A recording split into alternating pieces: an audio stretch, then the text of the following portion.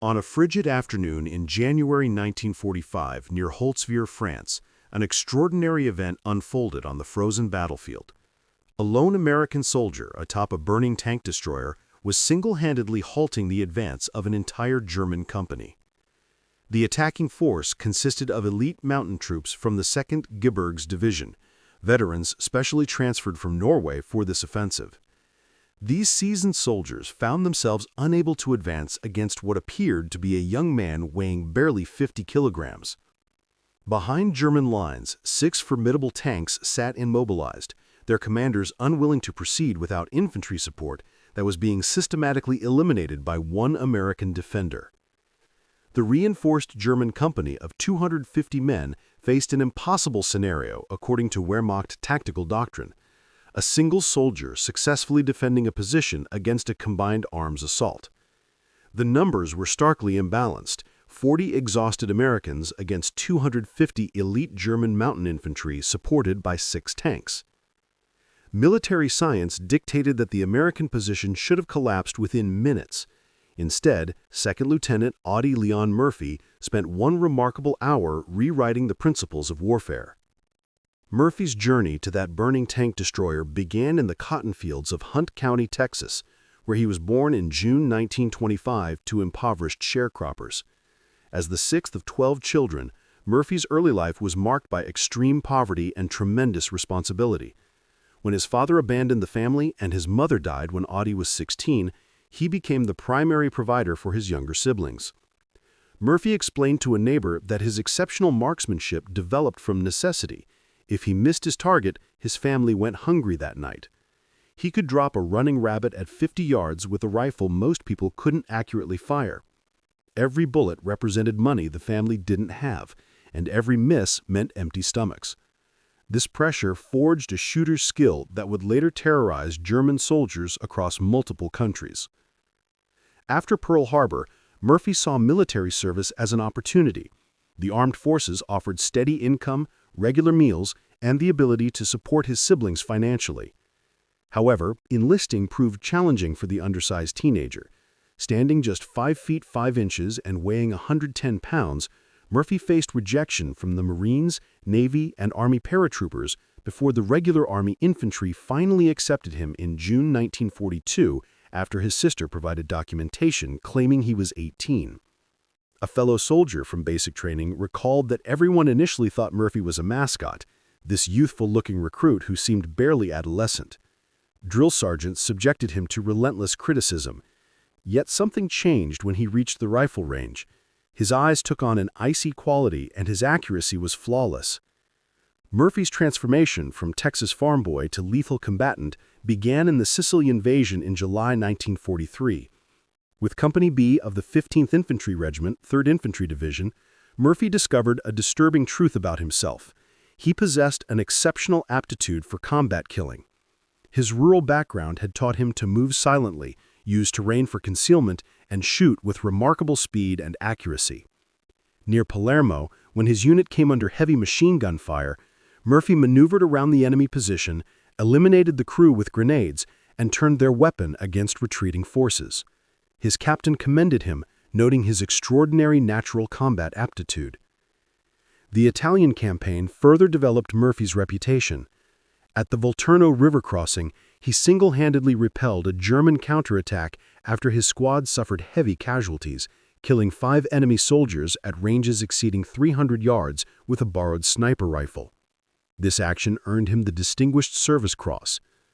A staff sergeant described Murphy's combat methodology as cold and calculated. He fought without anger or hesitation, simply eliminating targets with deadly efficiency. At Anzio, Murphy earned his first Silver Star for destroying a German tank at point-blank range with a bazooka. By the invasion of southern France, Murphy had survived multiple campaigns, sustained 2 wounds, received numerous decorations, and earned a fearsome reputation among both American and German forces. When his lieutenant was killed in an ambush, Murphy assumed command, organizing 18 men to defend a critical crossroads against over 100 German soldiers for 2 hours. His leadership earned him a battlefield commission to 2nd lieutenant in October 1944. By January 1945, As Company B approached the Colmar pocket, Murphy had aged far beyond his 19 years. He had witnessed most of his original companions killed or wounded and had personally eliminated over 100 enemy soldiers. The Colmar pocket represented the worst aspects of winter warfare, an 850-square-mile German bridgehead west of the Rhine and the last piece of French territory under Wehrmacht control. Hitler demanded it be held regardless of cost, reinforcing it with elite units, including the 2nd Mountain Division, specially trained for winter combat in Norway. Company B's situation was desperate. After 5 days of fighting, they had lost 102 wounded and all officers except Murphy. From full strength of 187 men, only 40 remained effective. Murphy himself was fighting with an undisclosed leg wound from shrapnel received 2 days earlier. A private described their condition as finished. Most hadn't slept in 3 days, were living on cold rations when food was available, and many suffered from frostbite. Their machine guns were freezing, and the iron-hard ground prevented proper foxhole construction. When dawn revealed their exposed positions along the forest edge, with open fields before them, they knew they were vulnerable. The day dawned gray and bitterly cold, with temperatures near freezing and cutting winds. Snow lay 3 feet deep in places, though constant artillery had churned much of the battlefield into frozen mud and ice. Company B held positions along the Bois de Riedweir forest edge, overlooking nearly a mile of open ground toward German-held Holtzvier village. Murphy immediately called for artillery support, though artillery alone couldn't stop this attack. The Germans were too numerous, too dispersed, and moving too quickly. At 600 yards, the M10 tank destroyers opened fire, but missed initially. Return fire from German tanks was immediate and devastating. An 88mm shell struck the rear M10 squarely, causing it to burst into flames with its crew scrambling to safety. The forward M10 slid into a drainage ditch on the frozen ground, and its crew also abandoned the vehicle. With both tank destroyers disabled and German infantry closing to within 200 yards, Murphy made the decision that would earn him the Medal of Honor. He ordered his remaining men to fall back to prepared positions in the woods, but instead of retreating himself, Murphy ran through artillery fire to the burning M10 tank destroyer. The vehicle was fully engulfed in flames where the shell had ignited fuel and ammunition. Black smoke poured from the hull, with heat intense enough to feel from 30 feet away. The remaining ammunition could explode at any moment, transforming the vehicle into a massive bomb. Murphy climbed onto the tank destroyer and manned its .50 caliber M2 Browning machine gun. From this elevated position, he had clear fields of fire across the approaching German formations. However, he was completely exposed, a solitary figure silhouetted against the sky with only smoke for concealment. A private watching from the woodline described it as the greatest display of courage he had ever witnessed, as Murphy operated the burning tank destroyer while machine gun and pistol fire battered the hull and treads. The M2 Browning was devastating in skilled hands, firing 550 rounds per minute with a 2,000-meter effective range. Its half-inch bullets could penetrate light armor and inflict catastrophic damage. In Murphy's hands, it became an instrument of precise destruction. For the next hour, Murphy operated the heavy machine gun with extraordinary effectiveness. Throughout the engagement, he maintained telephone contact with supporting artillery, calling in fire missions dangerously close to his own position. The combination of his machine gun fire and the artillery he directed created an impenetrable barrier the German infantry couldn't breach. A sergeant observed from the wood's edge that German infantrymen approached within 10 yards of Murphy, who eliminated them wherever he saw them in the drainage ditches, meadows, and woods. The extreme cold, frozen ground preventing proper entrenchment, and days of continuous combat made Murphy stand even more remarkable. Murphy's position on the M10 provided critical tactical advantages he exploited brilliantly. The tank destroyer's slight elevation overlooking the German approach route gave him commanding fields of fire. The .50 caliber's range allowed him to engage targets at maximum distance, while the burning vehicle's smoke screen prevented accurate German return fire. The German forces found themselves in an impossible tactical situation. Their tanks, expecting to overwhelm the weakened American position, discovered they couldn't advance without infantry support that Murphy was systematically destroying. Wehrmacht doctrine emphasized combined arms operations, and without infantry protection against close assault, the tanks were forced to withdraw to avoid isolation. An observer testified that Murphy's fire was incredibly effective. He wasn't simply spraying bullets, but aiming every burst, picking off German infantry with precision. He witnessed Murphy cut down an entire squad attempting to flank their position. After 40 minutes of continuous firing, Murphy's ammunition began running low. The barrel glowed red from heat, and the burning tank destroyer beneath him was settling into the ground as tracks and road wheels melted. German infantry had worked to within 10 yards of his position. A private recalled hearing Murphy's .50 caliber beginning to slow as ammunition depleted. Some Germans apparently recognized this and rushed forward, prompting Murphy to use his carbine to pick them off. With ammunition nearly exhausted and German infantry closing to within 10 yards, Murphy made his most desperate decision. He ordered artillery to fire directly on his position. The forward observer initially refused, knowing it meant certain death for Murphy. But Murphy insisted with a direct order to fire on his position immediately. The first shells landed within 50 yards of the burning tank destroyer. Explosions threw frozen earth and shrapnel in all directions, tearing apart German infantry caught in the open. Murphy, exposed atop the vehicle, was also in the impact zone. Shrapnel tore through his leg, his second wound of the day, but he continued firing his remaining rounds. The combination of Murphy's direct fire and the artillery barrage broke the German attack. Surviving infantry, perhaps 100 men, began falling back towards Holtzvier. The tanks, without infantry support and facing increasingly accurate artillery fire, reversed course and withdrew. After an hour of continuous combat, Murphy climbed down from the burning M10. His uniform was scorched, and blood ran down his leg from shrapnel wounds. Behind him, the tank destroyer continued burning, finally exploding 10 minutes after he abandoned it. The battlefield was devastating. German bodies lay scattered across the snow-covered fields. Military historians estimate 50 dead with many more wounded. Surviving Germans were in full retreat, their officers unable to rally them for another assault. Murphy walked back to the woodline where his men waited. According to a private, he was calm, disturbingly calm. He inquired about casualties from the artillery, ensured everyone was okay, then sat down and lit a cigarette as though nothing had happened. His hands weren't even shaking. Perhaps the most striking aspect of this incident's historical documentation is the near-complete absence of German first-hand accounts. Despite extensive research in German military archives and veteran organizations, no specific German soldier quotes, diary entries, or testimonies about Murphy's action have surfaced. This silence is particularly notable given the engagement's intensity and the shock it must have caused among the attacking forces. Several factors explain this documentary gap. The German units suffered approximately 50 casualties from Murphy's actions alone, likely eliminating many potential witnesses. Wehrmacht division-level records from this period were often destroyed in the war's final months. The rapid German withdrawal suggests a demoralized force unlikely to document what they viewed as a humiliating tactical defeat. The German units have been identified through operational records. The 2nd Mountain Division provided the primary infantry force, supported by elements of the 708th Volksgrenadier Division and the 285th Assault Gun Battalion. These were elite formations, and the mountain troops particularly were experienced veterans, making their failure against a single defender even more shocking to German tactical expectations.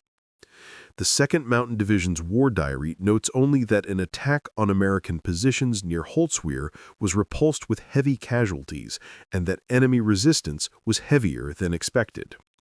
This terse entry belies what must have been a shocking experience for the German ranks. Elite mountain troops who had fought in Norway, Finland, and the Eastern Front had never encountered anything like this. A single soldier who seemed immune to fear, fatigue, and basic self-preservation instincts. Post-war German military analysis included the battle in their study of defense against superior forces. The analysis identified several factors contributing to their defeat: overconfidence based on numerical superiority, tactical inflexibility when the initial assault was stopped, and the failure of combined arms coordination between tanks and infantry. The German forces never attempted another attack on Company B's position. That night, under cover of darkness, they withdrew from the sector entirely. Elite mountain troops who had been specifically brought from Norway for this offensive, soldiers who had never retreated in 4 years of war, withdrew without orders from their corps commander. The psychological impact of being stopped by a single American soldier proved more devastating than the physical casualties. Murphy's stand at Holtzvier had consequences far beyond the immediate tactical victory. The successful defense enabled the 3rd Infantry Division to maintain its hold on the critical Bois de Riedweer forest, which dominated the approaches to Holtzvier village. The German failure to break through meant the Colmar Pocket's days were numbered. Holtzvier itself fell to the 30th Infantry Regiment the following day. Within weeks, the entire German bridgehead west of the Rhine had been eliminated, removing 50,000 German troops from the war and freeing Allied forces for the final assault into Germany. The engagement demonstrated that even elite German formations could no longer overcome determined American resistance, regardless of numerical superiority. A French general recognized that the defense of the Holtzvier approaches by the American 3rd Division, particularly Murphy's extraordinary action, broke the back of German resistance in Alsace. The tactical lessons from Murphy's stand, particularly the effectiveness of combined artillery and automatic weapons in defense, influenced American tactical doctrine for the remainder of the European campaign. French recognition came through granting the 3rd Infantry Division the right to wear the French fourragère, and a memorial was erected at the battle site to ensure French citizens would remember the young American who helped liberate their homeland. The official Medal of Honor citation, presented in June 1945, provides the military's formal recognition of Murphy's achievement. The citation's typically understated military language struggles to capture the extraordinary nature of the action, noting that Murphy was alone and exposed to German fire from 3 sides, but his deadly fire killed dozens of Germans and caused their infantry attack to waver. For an hour, the Germans tried every available weapon to eliminate him, but he continued holding his position. The award ceremony brought together surviving members of the 3rd Infantry Division to witness their comrade receive the nation's highest military honor. Officers who had recommended Murphy for the medal emphasized that his action had saved Company B from certain destruction and enabled the division to hold critical terrain. Murphy's reluctance to view his actions as heroic remained consistent throughout his life. When asked why he had climbed onto the burning tank destroyer, his response was characteristically direct. They were killing his friends, and it wasn't a heroic act. He figured if one man could do the job, why risk the lives of others? Murphy's post-war struggle with what was then called battle fatigue, now recognized as PTSD, makes his story particularly relevant to modern understanding of combat's psychological toll. He suffered from chronic insomnia, recurring nightmares, and hypervigilance that led him to sleep with a loaded pistol under his pillow. Eventually, he moved to sleeping in his garage with lights on, unable to tolerate darkness that reminded him of night combat. Murphy described remembering the experience as though it were a nightmare, as if a demon had entered his body. His willingness to speak publicly about these struggles led to legislation creating the Audie L. Murphy Memorial VA Hospital in San Antonio in 1973, 2 years after his death in a plane crash at age 45. Murphy's first marriage lasted only 16 months, destroyed by his PTSD episodes. His wife later described him as 2 people. During the day, he could be charming, funny, and generous, but at night he became someone else, patrolling the house with a loaded gun and sleeping in the garage with lights on because darkness reminded him of night patrols. Despite his own struggles, Murphy became an early advocate for veterans suffering from combat-related psychological injuries. He wrote publicly that he couldn't remember when he didn't have nightmares, that they became part of his life like breathing. But he was fortunate to afford doctors, medication, and therapy. He questioned what happened to veterans who couldn't afford such care, and what about the thousands returning from Vietnam with the same problems? Murphy's effectiveness at Holtzvier was amplified by the weapon systems he employed. The M2 Browning .5 caliber machine gun, designed in 1918, was arguably the finest heavy machine gun of World War II. Its cartridge could penetrate 1 inch of armor plate at 100 yards. Each round had devastating effects on human targets, with bullet energy exceeding 13,000 foot-pounds at the muzzle, capable of literally tearing a human body apart. The N-10 tank destroyer carried ammunition, machine gun rounds, and gallons of gasoline. When the German shell struck, it ignited the fuel, creating a fire exceeding 1,000 degrees Fahrenheit.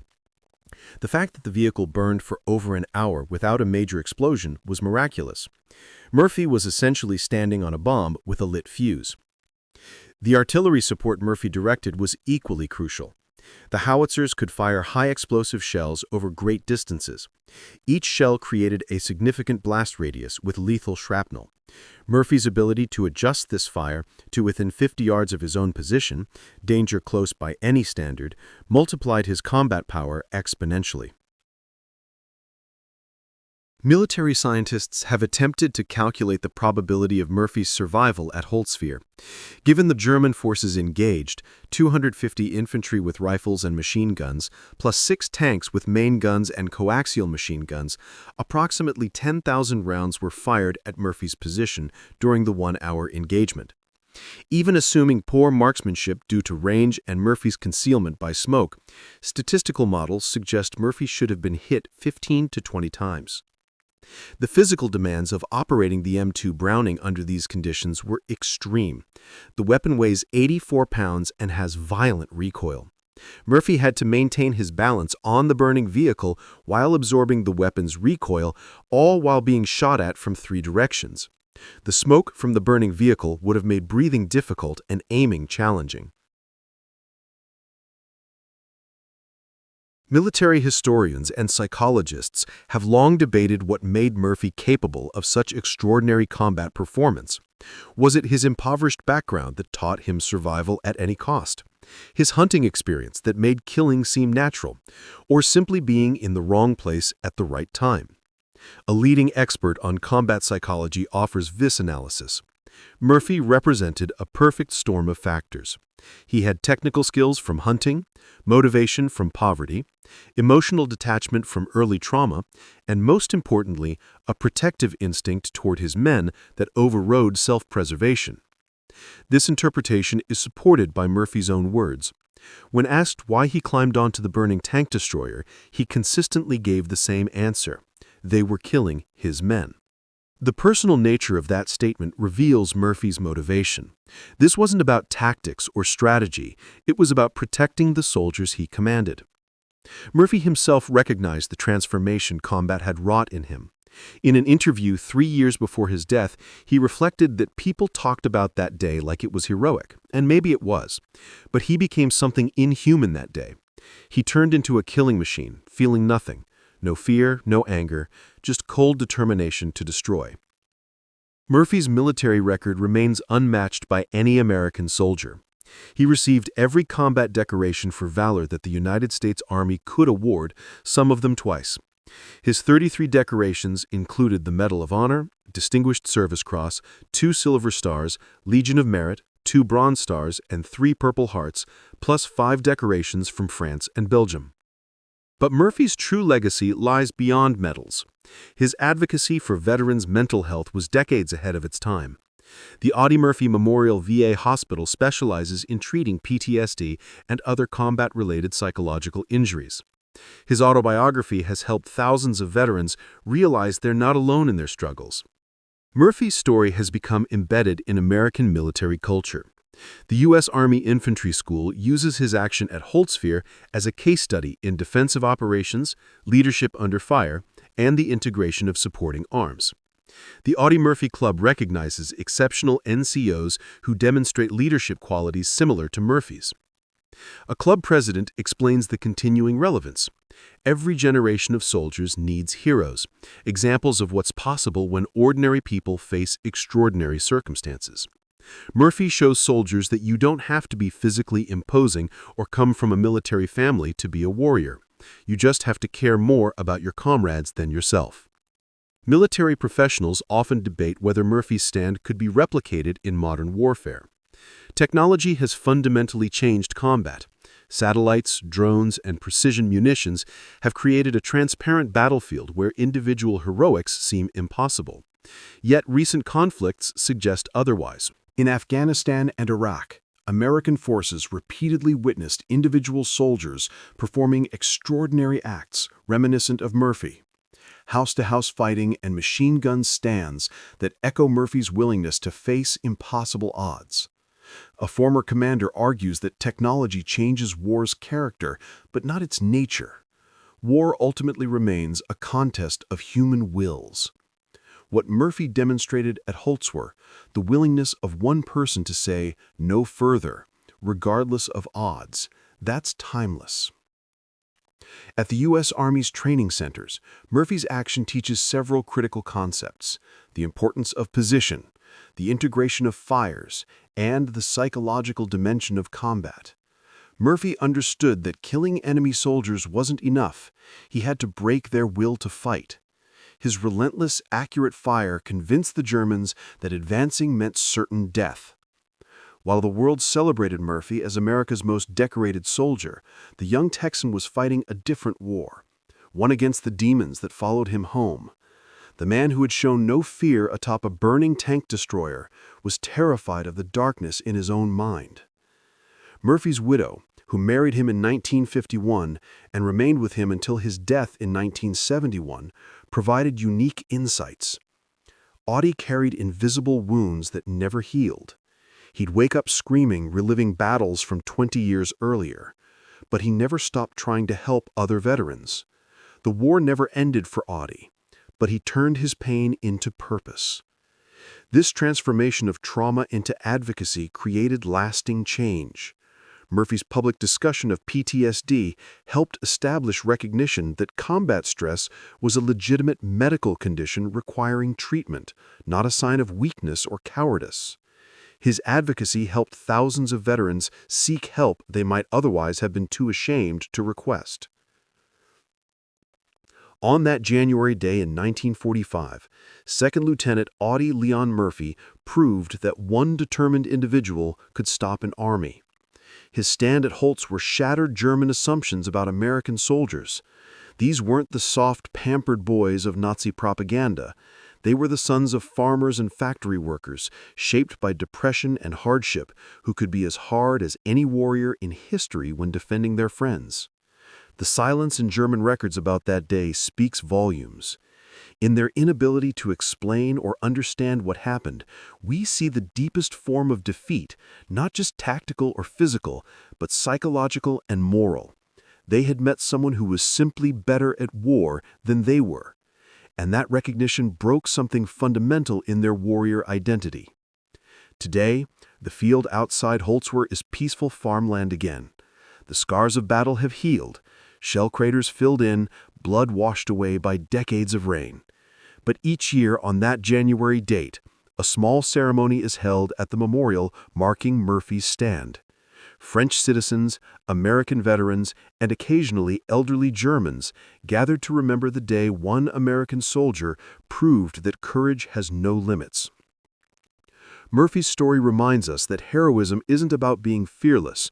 Murphy was terrified, by his own admission. It's about acting despite that fear when others depend on you. It's about making a stand when retreat would be easier. It's about becoming for one crucial moment larger than yourself. In the end, that's why the Germans were shocked when one American soldier held off 250 Germans for over an hour alone. They had encountered something that military science couldn't explain, that tactical doctrine couldn't counter, that overwhelming force couldn't overcome: the unconquerable human spirit embodied in a 110-pound Texan who would rather die than let his friends be killed. His stand at Holtzvier remains eternal testimony that one person at the right place and the right time with the right motivation can change everything. The boy who hunted rabbits to feed his family became the man who stopped an army to save his friends. In war, as in life, that transformation from the ordinary to the extraordinary remains the most shocking truth of all.